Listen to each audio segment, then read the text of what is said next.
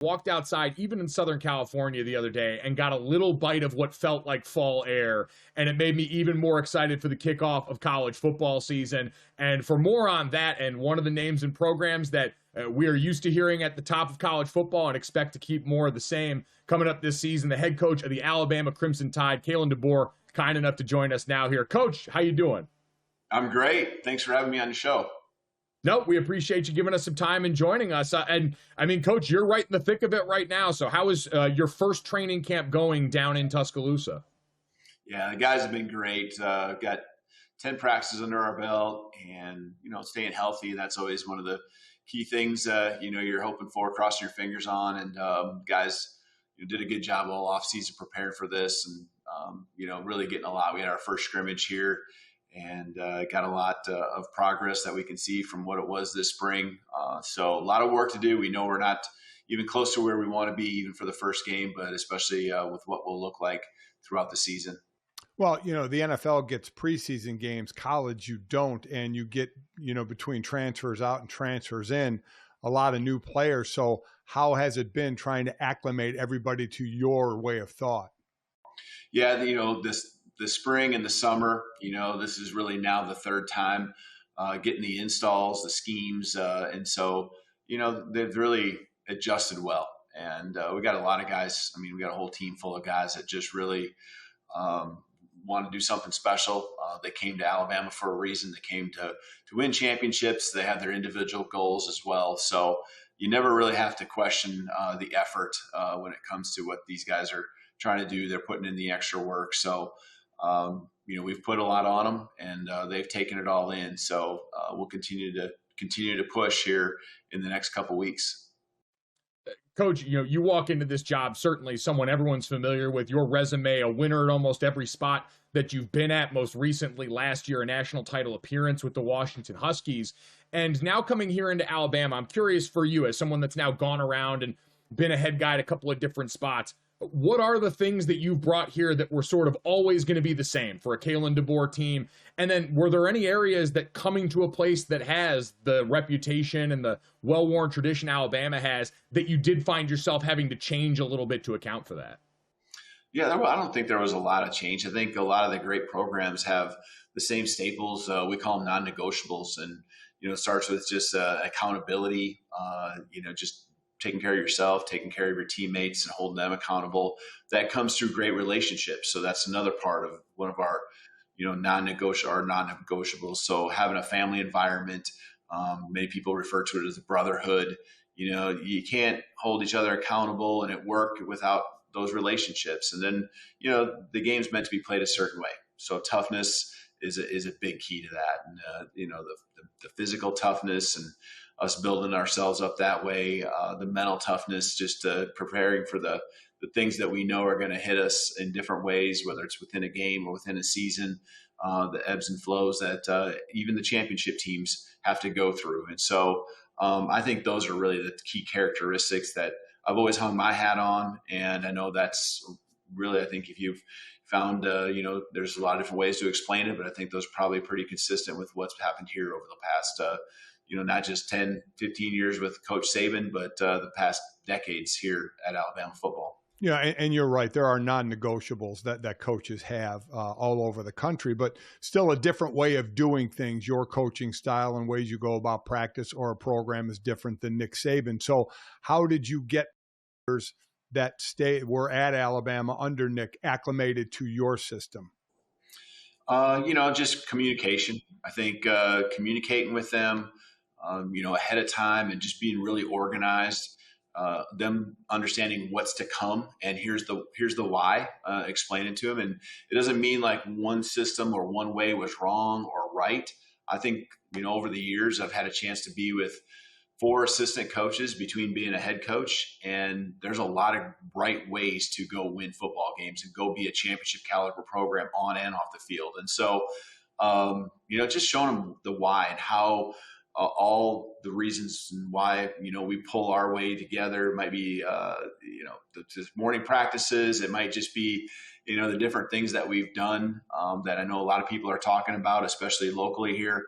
And it's just, that's the best way I know how to pull it together. And the things that have worked for me, things I've taken from other people and added to what I believed in. So, the guys really just have been open to it. Couldn't add more. They've embraced it.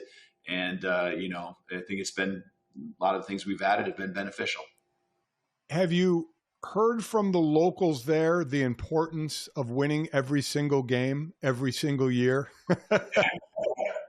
I hear it. I feel it.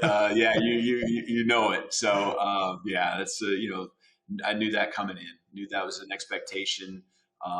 That's a big reason why I came here, is to want to be a part of something like that. And I always kind of term it, and it's maybe a little bit too simple, but, not having expectations, that isn't fun to be a part of, and, it's fun to see the turnarounds. I've been a part of that too. And growing culture and what it looks like from maybe not a good culture to one that's a championship caliber culture. But I certainly have felt that, and it's been great. I'd much rather be a part of something that has a lot of expectations. Was there like a funny welcome to Alabama moment that you had down there, whether it was at the grocery store or out somewhere like that or around campus? This has happened a couple times. You go to speaking engagements and, usually adults, but sometimes there's a couple kids there, and the kids making points on make sure you don't lose to this team, not like, teenagers. I'm talking like 6-year-olds, just saying, you don't lose to your rival in this game and that game. And, anything less than a championship is unacceptable. And, their parents put them up to it, but the message is loud and clear. It is amazing how the parent will put the kid up knowing that you'll answer the kid's question and maybe not the adult's question. You also I believe you just had Fan Day. Is that a different experience than other places you've been? I think it's pretty consistent as far as just what we were trying to accomplish. And, there's so much support and passion by our fan base, and given a chance to have touch points with our players, special for them, and a great way for us to give back. And the guys did a great job. Proud of them. Coach, let's look at some of the team for this season. You mentioned you guys just had the scrimmage coming up, and you're obviously well known for your work with quarterbacks. Everyone got a chance to watch Michael Penix Jr. make his debut with the Falcons this weekend after the run that you guys had last year. And so walking into this season now with Jalen Milroe, what has stood out about him so far as you've gotten a chance to dive in and work with him? Well, you see that the work that he's put in, and I know it's well documented that he's an early riser. He's extremely motivated and locked in, comes in, 4:30 in the morning and goes through his routine. But you see that paying off. You see him really, now, again, hearing the installs and seeing the installs and going through it. You see his execution just continue to improve, his understanding of what we're trying to accomplish. And he and I just, I'm trying to anticipate what it's going to look like on game day. A lot of communication there. It just seems like, now he's really getting into it deep on the questions he's asking. It's not just these surface level things. It's these things where, I just appreciate how much he thinks about it and how much work he puts into what he's accomplished, but what he's really looking to do this fall. You're looking at the people that he's throwing to. You have a transfer in from Washington, obviously, and a young kid in Ryan Williams, a 17-year-old. So talk about how the wide receiver room has maybe changed a bit, especially with the young kid. Yeah, there's some great players that haven't just got their opportunities here. Kendrick Law, just a strong receiver. Kobe Prentice has played some snaps here. Manuel Henderson. But, you're referring to a couple guys that have come in and I know will add to the room and in a big way. Jeremy Bernard, guy I'm familiar with from Washington, has come in and just really established himself, not just as a great teammate, but, a guy that can go out there and make plays. And he's a physical guy who can, make the plays going up for the ball. He can make the plays with the ball in his hand. And then, Ryan, people got to remember he's a freshman, but he's certainly shown taking opportunities and running with it. He's extremely dynamic, and there's freshman moments, but there's also some times where you're just in awe of where he's at considering his timeline and how young he is. So he actually was a reclassified student athlete, so he's supposed to be a senior in high school right now. And that really adds to, what he does for us each and every day on the practice field. What's the hardest part about being a receiver in this offense, Coach? We just saw a bunch of your guys from Washington going into the NFL now as high draft picks that, I saw last year covering you guys a couple of times over the last few years, just all the different things that you do with that room. So what is the most difficult part for a young player like him getting into that room? Well, I feel like we do a good job. Jamarcus Shepard does a great job of really from the ground on up, getting these guys to understand, first of all, a position. And we can personnel things and a guy can get a role. But as far as they can take it and understanding our whole offense, that will only help their opportunities to get on the field in different ways. And so guys understanding just the concepts, how it all comes together, we can put them into spots where they can really not just, be an outside receiver, or a guy to a certain side with a tight end. We can have a guy that can really run all parts of the concepts. And I think that, Shep does a great job of teaching it that way. And, our guys are really hungry to be like those guys you're talking about that can kind of do it all and not just really like specific and only able to maybe, be an outside guy, into the boundary. We want a guy that can do all the things and they want to do that as well. And how about the defensive side? Nick Saban, obviously the head coach, but a defensive back coach by over the years.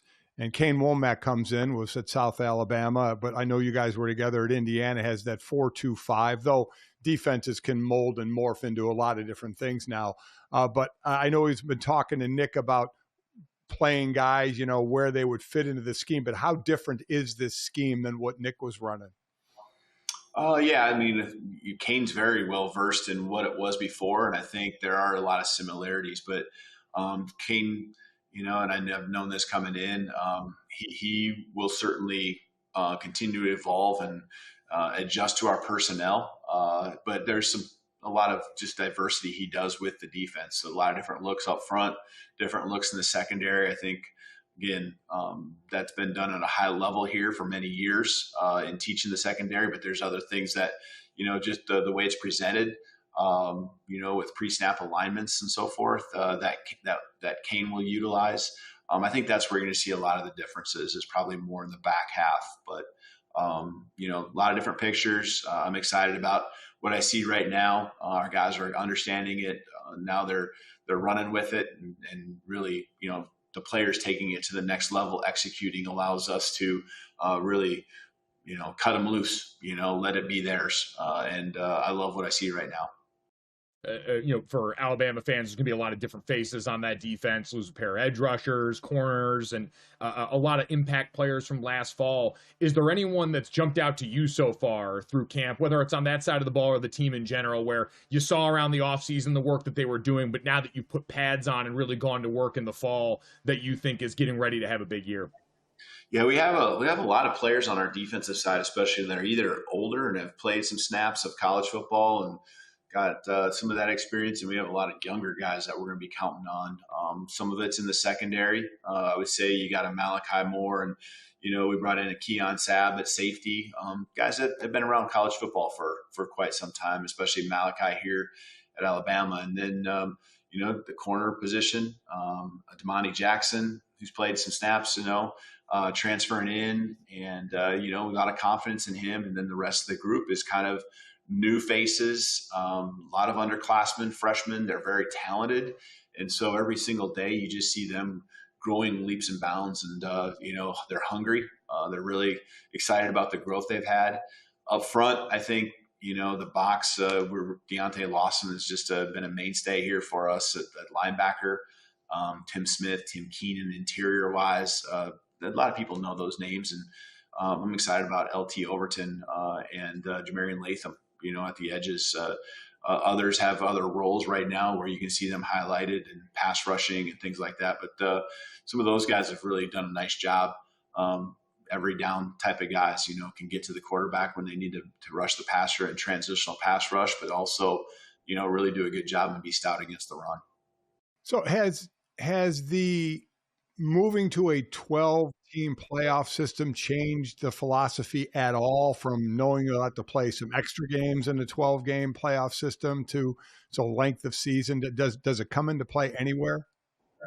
I haven't really incorporated it at this point, because you have to be still playing great football to get to those extra games. And that means you got to get off to a fast start. I know, having been at a smaller college and playing, 4 playoff games pretty much every year after your regular season, the key is to be playing your best football and have the guys the healthiest at the end of the year.